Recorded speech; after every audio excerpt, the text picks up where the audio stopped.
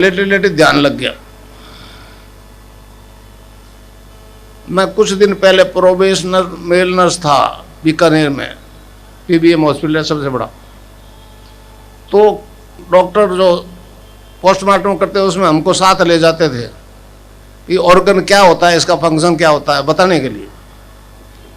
तो मुझे मालूम था कि हार्ट कहाँ है, तिल्ली कहाँ है, लीवर कहाँ है, ब्लड सर्कुलेशन, किडनी, सबकी शक्ल और फंक्शन मालूम था। तो ध्यान लग गया तो सारा जो है डिवाइन फॉर्म में ट्रांसफॉर्म हो गया। मतलब एक दूध या प्रकाश के अंदर सारी बॉडी जो है एक प्रकाश युक्त। मैंने कहा ऑर्गन्स गायब।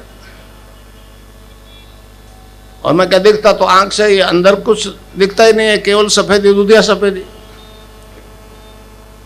उस सफेदी पे कॉन्सेंट्रेट हुआ तो एक भौरा होता है काला वाला, वो वैसे गूंज रहा था पेट में। उस आवाज पे ध्यान कॉन्सेंट्रेट किया तो वो गायत्री मंत्र जपा जा रहा था नाभि से। मैंने जपा कंठ से जपा जा रहा था नाभ, नेवल पावर, सुप्रीम पावर। समझे? हमारे दर्शन में 5 प्रकार की वाणी होती है, बैखरी, मध्यमा, पश्यंती, परा। तो सारे ग्रंथ तो लिखे हुए परा में, हम बैखरी से सुना रहे हैं, इसलिए समझ में नहीं आ रही। आदमी मतलब उस हद तक चेतन नहीं हुआ। बड़ा आश्चर्य हुआ। मैंने कहा ये तो बड़ी अजीब अपना आप जपी जा रही है। बीच में स्वामी विवेकानंद जी आ गए। उन्होंने कहा जी गुरु के बिना तो इस लाइन में आगे नहीं बढ़ा जा सकता। तो मैंने नाथ जी को गुरु बना लिया। समझे? और मैं तो मान कर चलता था कि ये बेचारा, इसको तो हम देते हैं तो ये क्या देगा हमको।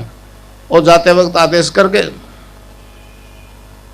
31 दिसंबर 83 को ब्रह्मलीन हुए, कह दिया आगे का काम तेरे को करना है।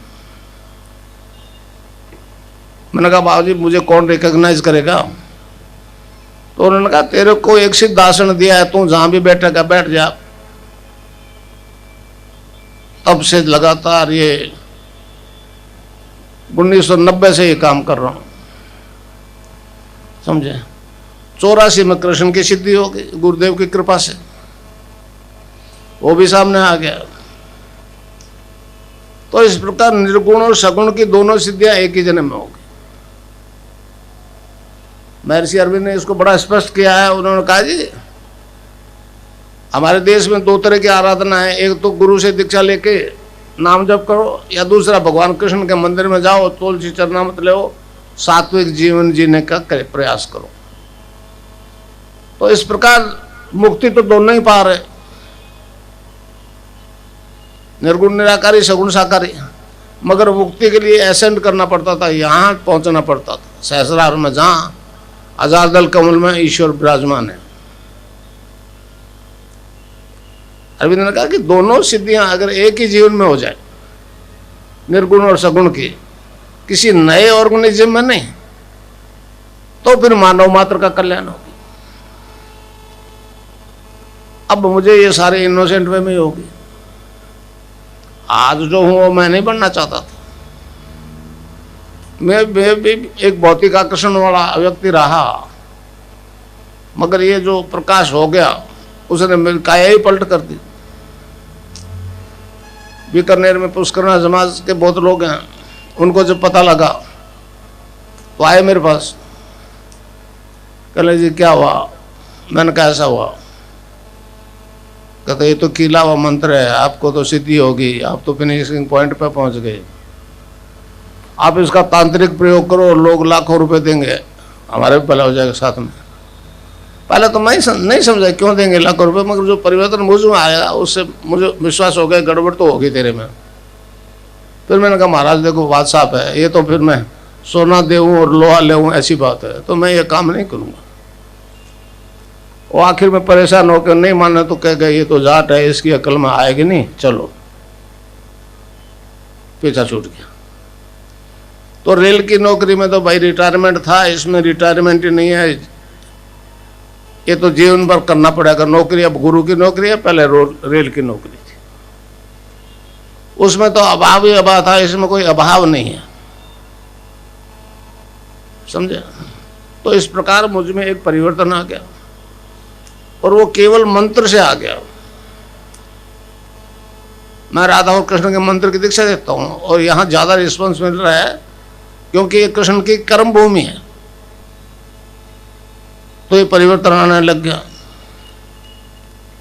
समझे। तो जो मैं मंत्र दूंगा आपको, अब सिर्फ दो तरीके हैं, मंत्र जप और ध्यान। मंत्र के बारे में महर्षि अरविंद ने कहा है कि इस देश का उद्धार दो मंत्र करेंगे। पहला मंत्र तो 1906 में प्रकट हो गया, वंदे मातरम, अखबार निकला था बंगाल से। और दूसरे के लिए कहा है कि वो संजीवनी मंत्र है, वो माइस्टिक है, मोस्ट सीक्रेट है, बट नॉट येट रिवील्ड। उसको संजीवनी मंत्र कहा है। हनुमान जी संजीवनी बूंदी लाए थे, लक्ष्मण बेहोश हो गया और दी तो होश में आ गया। मर जाता नहीं होश में, कुछ नहीं होता। इसलिए आप जो भी लोग हैं इस मंत्र की दीक्षा मैं दूंगा, उसको जपोगे तो उस रोग से नहीं मरोगे जिसको डायबिटीज, एक्सर, वो कैंसर, ब्लड कैंसर, हेपेटाइटिस भी, कुछ भी है। ये संजीवनी मंत्र है, 1990 से ये मैं चैलेंज के साथ कह रहा हूं। और नाम जब जपना शुरू कर दे तो वो रोग नहीं मारेगा आपको, चाहे मेडिकल साइंस ने उसे इनक्योरेबल ही कहती है। एक विचित्र चमत्कार हो रहा है, विज्ञान बड़ा परेशान है। राजस्थान में, जयपुर में मेरा प्रोग्राम हुआ, नाको वाले भी आ गए, नेशनल एड्स काउंसिल के लोग भी, कुरैशी साहब हैं, दिल्ली में बैठे हैं। तो उन्होंने कहा जी बिना दवाई के ठीक नहीं हो सकता, हम नहीं मानते। मैंने कहा मैंने 5000 केस दे दिए, नेगेटिव और पॉजिटिव, अब वो क्या करें।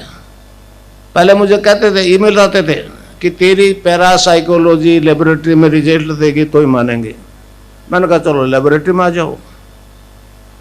मैंने दी हुई है, यहाँ फाइल दी हुई है कंप्लीट 500 केसों की, उसमें ईमेल नंबर दिए हुए हैं, फोटो दिए हुए हैं, समझे नहीं समझे। आप उनसे, यहाँ प्रेस को दिया मैंने, सारी लिस्ट दी है। मगर मैंने कहा आप छापना नहीं, क्योंकि आदमी इस बदनामी से डरता है। मगर आप इंक्वायरी कर लो, आप जितने भी दिए हैं पूरे देश के हैं, केरला को छोड़ के, समझे, पूरे देश के। अब ये बड़े परेशान है। तो ये एक विज्ञान है, अद्वितीय विज्ञान है। योग कई तरह का होता है, जप योग, लय योग, ध्यान योग। मैं जिस योग की बात करता हूं वो है सिद्धि योग। मतलब योग में 5 प्रकार के वायु होते हैं, प्राण, अपान, समान, उदर, व्यान। तो प्राणवायु जो स्वामी रामदेव जी कपालभाति, पता नहीं पातालभाषी करवा रहे हैं, समझे नहीं समझे। मैं नहीं करवाता, मैं तो आपको मंत्र दीक्षा दूंगा, उससे आपकी कुंडलिनी शक्ति जागृत हो जाएगी। बाहर जिसको आप लोग पूछते हो, राधा कह दो, सीता कह दो, पार्वती कह दो, अम्बा कह दो, दुर्गा कह दो, योगी ने उसका नाम रख दिया कुंडलिनी। वो हर स्त्री पुरुष में, हर मानव में होती है। वो रीढ़ की हड्डी के आखिरी हिस्से में, जैसे सक्रम कहते हैं, बेसमेंट में 3.5 घंटे लगा करके पूंछ को अपने मुंह में दबा के सोई हुई रहती है। लोग कहते हैं जी इसको जागृत करने से आदमी पागल हो जाता है, मर जाता है। ये बात ठीक है उनकी, हठयोग से ऐसा आप नहीं कर सकते, समझे नहीं समझे। अगर कोई गुरु समर्थ है और उस गुरु का आदेश है पीछे कि अब ये तरह काम करना है, तो फिर वो नुकसान नहीं करती। वो उसके आदेश से कंट्रोल, वो उसको कंट्रोल किए हुए रहता है, चाहे वो विश्व के किसी से बैठा है, और वो ऊर्ध्वगमन करने लगती है, ऊपर उठने लग जाती है। हमारे दर्शन में कहा हुआ है ना कि जो ब्रह्मांड में वो सारा पिंड में, जो पिंड में वही ब्रह्मांड में। और 5 वायु जो है अपान वायु नीचे डिस्चार्जेस को बाहर फेंकता है, जब तक वो ऊपर नहीं उठेगा तो कुंडली नहीं ऊपर उठेगी। तो इसमें 3 बंद लगते हैं। पहला द्वंद लग गया मूलाधार में, अपान वायु नीचे नहीं जाएगा तो रीढ़ की हड्डी की एक्सरसाइज होगी। जो ही नाभि से ऊपर उठी दूसरा बंद लग जाएगा, ऑटोमेटिकली लग जाएगा। आपको केवल मेरा यहाँ ध्यान करना है, नाम जप करना है, इससे आगे आपको कुछ नहीं करना। वो कुंडली शक्ति आपका शरीर प्राण मन और बुद्धि अपने वश में कर लेगी और सारी योगिक क्रियाएं स्वयं कराएगी। उसी अंग की योगिक क्रियाएं होगी जो आपका प्रॉपरली फंक्शन नहीं कर रहा। इसलिए जितने बैठे हो उन सबको अलग अलग तरह की योगिक क्रियाएं होगी।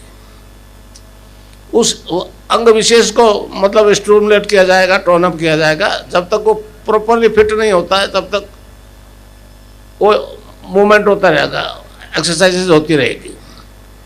इससे सारे शारीरिक रोग ठीक हो जाएंगे।